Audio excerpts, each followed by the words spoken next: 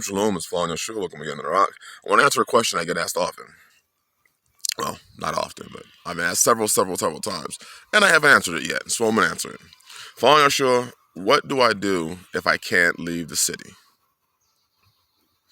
As far as preparedness goes, as far as being like our forefathers were, ready and, prepared, like Yosef was, like Noah was, as the proverb said, go to the ant, thou sluggard, consider her ways and be wise, like that. What do I do if I cannot leave the city? Well, I would say first, do a lot of the same things that you would do out here.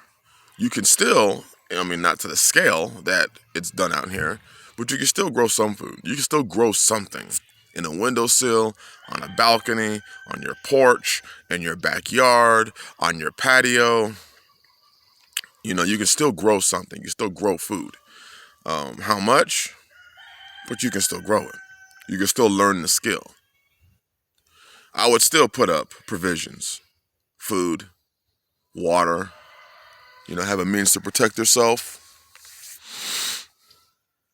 You can still, in fact, even learn skills. I learned a lot of skills before I had even left Arizona to come out here. I studied. I prepared myself. And one of the things that also could happen, you could do, is you could, fellowship and in a sense,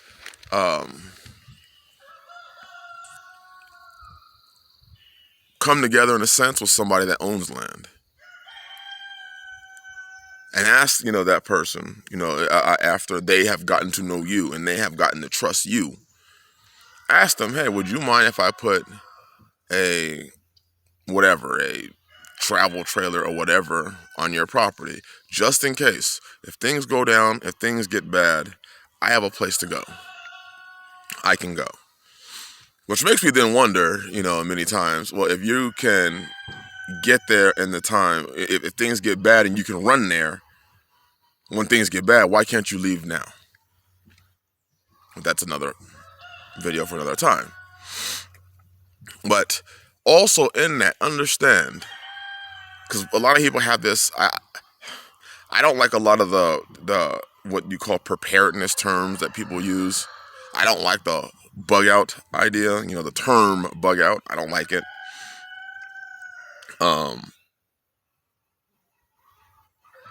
But how you could put a travel trailer or, shed home, whatever it may be, on a person's property. But understand this. I hope you don't expect when things get bad that you're going to run to your shed home or run to your travel trailer and everything's going to be okay. Because one, you're on another person's land, so you're going by their rules. Essentially, you're more or less their servant. Just being real. You're more or less taking on the role of you're going to be their servant. Second, I hope you are preparing, if you put a shed on the property, let's say the property owner, your brother or your sister in this faith, gives you a portion and says, hey, I'm going to let you put your travel trailer over here. I would sincerely hope that you are putting resources into that place that you plan to bug out to. Meaning, don't just sit back and say, well, when things get bad, I'm going to run to that travel trailer and I'm going to be eating from the gardens and eating from the sheep and eating from the goats and eating from the chickens and eating from the eggs and eating from the, I'm just going to go there and they're going to put me up, basically.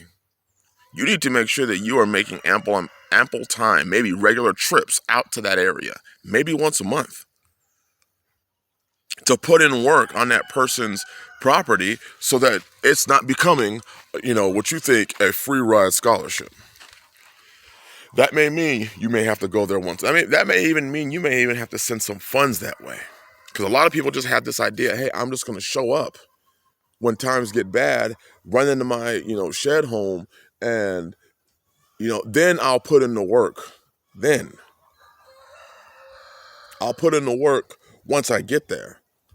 Well, once you get there, you're going to be wanting to eat, right?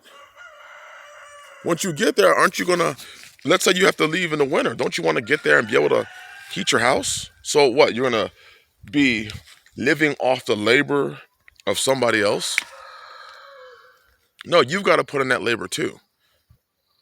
You've got to be putting in that labor before you get there, not once you get there. Because that mentality of, well, the landowner has spent his time fencing his sheep and fencing his goats or fencing his cows or fencing his chickens and all that stuff. And then I'm going to show up and just be eating from his chickens. Because if you think about it, if you are, quote unquote, bugging out, the high probability is you're not going to be able to bring all the things with you that you need or that would be a benefit at that time, unless you brought there before time, which you should. You should have things there ahead of time. You should have tools there ahead of time.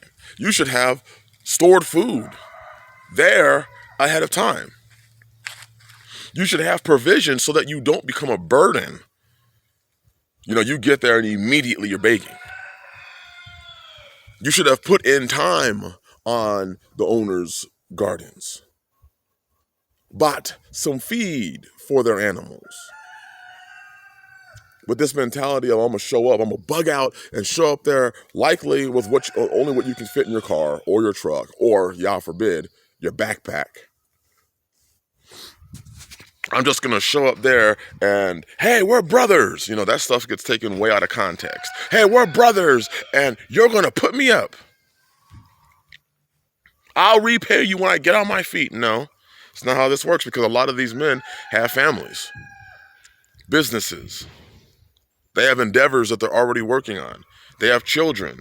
And do you honestly expect them to take away from their children, take away from their families, to give to you and your family? Because you put a piece of, putting that trailer or shed home on their property should not then make you a burden. People aren't trying to take on burdens at that time. You have to be putting in the work now. And that is such a foreign concept to us, preparing and putting in work now. Preparing our houses now. Having plans now. We always want to run somewhere.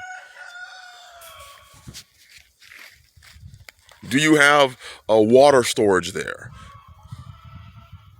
Do you have the ability to store water? Do you have maybe a rain catchment?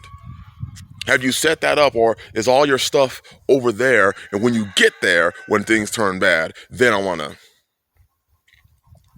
set it up.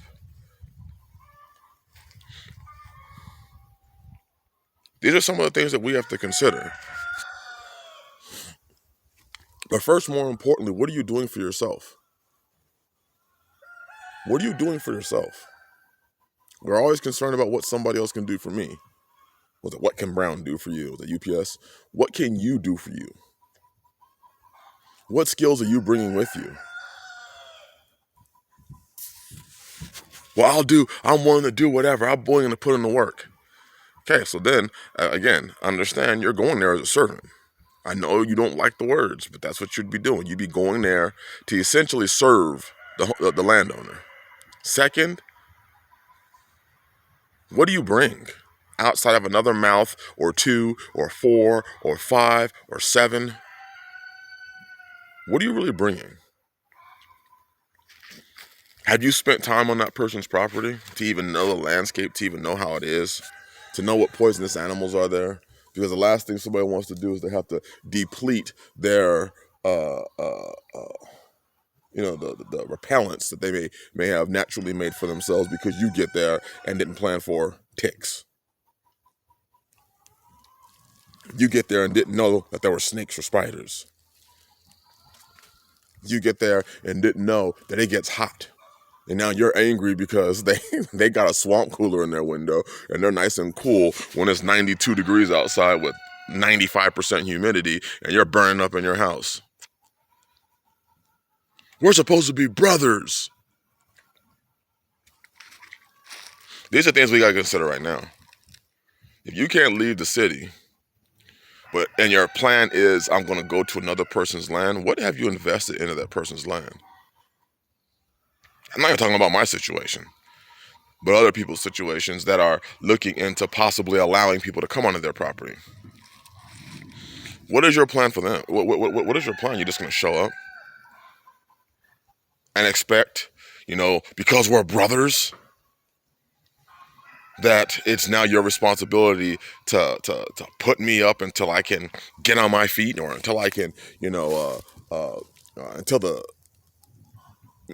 situation outside in the world turns better? Because you may just find out that you put people up like this with no requirements. It's okay to have requirements, brothers. If somebody's coming to your property, it's okay to have requirements. It's okay to say, no, you don't meet the requirements. Anyways, I hope this gives an idea. I may do a part 2 to this video. In fact, I'm pretty sure I'll do a part 2 to this video. But this is just a start. And first and foremost, brothers, if you live in the city, or sisters, brothers, if you live in the city, and that's what is, you're like, I can't leave. What are you doing for you? What are you doing for you? I sure hope you're doing all that you can where you are to mitigate, to not have to deal with being fully unprepared. Just some ideas, things I think about, things that, when people say, hey, I'm looking to go on, to a person's property when bad times come, and you talk to them and they really have no plan. Their plan is, can I put something on your property, and then when bad times come, I'll show up. And I look at them like, and what? It's my job to take care of you? And you realize, yeah, that's exactly what they thought. They were going to eat your food and eat your gardens and eat your food storage, and then, hey, but I'm willing to work hard. Well, I'm sure at that time, there's going to be a lot of people who are willing to work hard. There's going to be a lot of people who are willing to become servants. Bless you. Hope you're having a blessed second day. I'm going to get back to work planting these potatoes. Shalom.